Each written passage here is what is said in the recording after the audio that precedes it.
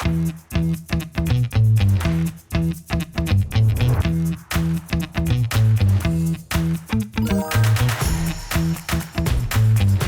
in this part 3 of my tip of the day, talking about our piecing accuracy, I'm actually going to be talking about our seam allowance. And seam allowance, when you hear that a pattern needs a 1/4 inch seam allowance or a scant 1/4 inch seam allowance, sometimes we become a little bit literal on that. So what is a scant 1/4 inch seam? So that is actually not an actual measurement. It is whatever it is on your machine, using whatever foot you have, so that you can do your piecing, and after you piece, press, your units are going to turn out to be the exact size they need to be. So let's dive into that. First off, you want to have a consistent seam allowance. You want to have a foot that you can use as your guide to get the consistent seam allowance you need.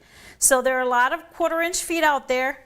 Some of them are like this one, have a little flange on the side, so that the idea is that you can rest the fabric up against the flange, and then as you sew, you will get your scant perfect 1/4 inch seam allowance. I actually prefer a foot without the flange, because the danger is when we're piecing something with a flange, as you guide your fabric, it could be bunched up against the flange, or if or maybe you don't really see if it's touching, if it's not touching. So for me, I couldn't get enough consistency using the flange foot. But even though you have a 1/4 inch foot and you're using the edge of it, all 1/4 inch feet are not created the same. So they still have to be measured. And so here's the technique that I prefer to do when figuring out my seam allowance. This little perfect piecing seam guide is something I use all the time. This is by Perkins Dry Goods, and this measures or gives you your scant 1/4 inch seam allowance. So what you do is there's a hole on it. You will see there's a little hole in it right around here.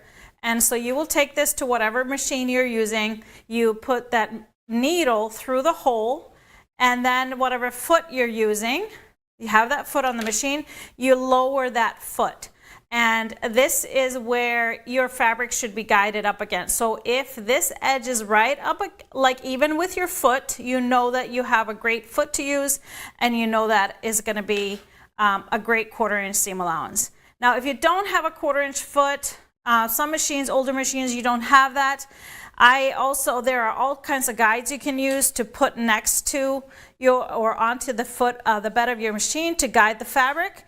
Some of them are raised, and in the same way I was explaining before, when you're guiding your fabric through, sometimes you can bunch your fabric up against it, so that's why I don't like those. I prefer just to use a sticker or anything you can put on your machine. So I would put my foot down, and then I can put this sticker or the marker. We have these strips on our organizing stickers, so then it's on the bed of your machine. This sticker will not leave any residue, so that's where you would guide your fabric up against as you're guiding it through your machine. But we'll show you how I have this on my machine. If you have a sewing machine where you can move the needle in very small increments to left and right, I just prefer to use a regular piecing foot. On my baby lock machine, it's called the J foot. It has a clear top so you can see through it, but of course it's not a 1/4 inch foot, but there is a 1/4 inch setting on my machine, so where the needle hops over to where there's supposed to be that 1/4 inch guide. But I have to take my needle a couple of spaces extra over in order to have that foot be even with my seam guide. So this is how you can see that the seam guide is even with that right side edge of the foot. So this is my perfect seam allowance. It's not a measurement I can give you, but it's something that I've tested on my machine. So now that you have your foot in the right position, your needle and your needle setting all good, you're still not just safe to just go for it. What I recommend is you still have to measure your work, because the secondary feature is ourselves, and that's the consistency of how we are guiding a fabric through. Even though I have everything set up, sometimes I might not feed the fabric through aligned with the foot all the time. So I take 3 pieces of fabric. I like to do 2 seams. So this is just, I cut them at 1.5 inches, and I sew 1 seam, and then I press it to one side. I press it to one side because that's how I prefer to press most times, is to one side. And then I add the second one, and I do the same. I press it outwards to one side. Now, if you prefer always to press open, I would recommend that you press this seam open for this test piece.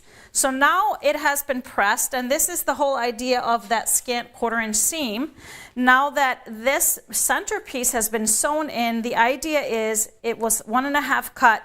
It needs to be exactly 1 inch once it's sewn into your piece. So I will take a ruler now and just line up right on the seams, and you can see just perfectly how that 1 inch lines land right on the seam. You can also measure the width of the unit, so 3 1.5 inch strips sewn together, when they're unfinished like this, should measure 3.5 inches, so I can see that I have that measurement perfectly as well. But we always want to measure that center piece because that's the key.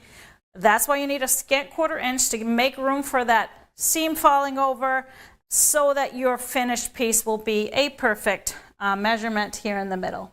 Now there are a few other things to think about, and that is the needle that you use on your machine when you're piecing is important.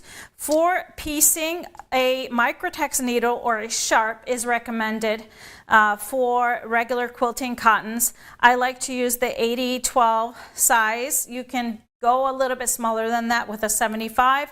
But this is my preferred size, Microtex sharps.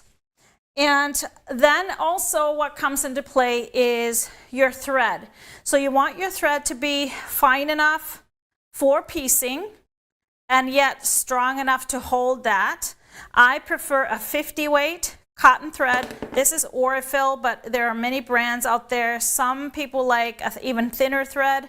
This one really, really works for me. It's a really versatile thickness of a thread, so I can also do a little bit of top stitching and a little bit of quilting with it. So I like to use the 50 weight 100% cotton thread. So another thing I wanted to mention, of course, your machine, the stitch on your machine. So you want to make sure that your stitch is nice and straight. There's no loops and it doesn't go any sideways.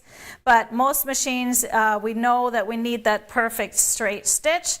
So you should be good to go and get that really elusive, nice scant 1/4 inch seam. So let me then tell you one little tip, and it's something that maybe should be obvious to most. So as we are sewing, we have our foot all lined up and we start stitching.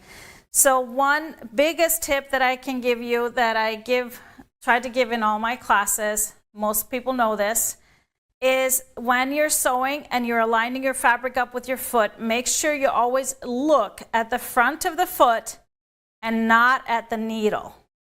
Always look right at the front of the foot where you're guiding that fabric. If you start to look at the needle, your pieces start swaying. So it's tempting to look at the needle when we're sewing, but it's kind of the first tip to teach beginners. You want to look at the front of your piecing foot.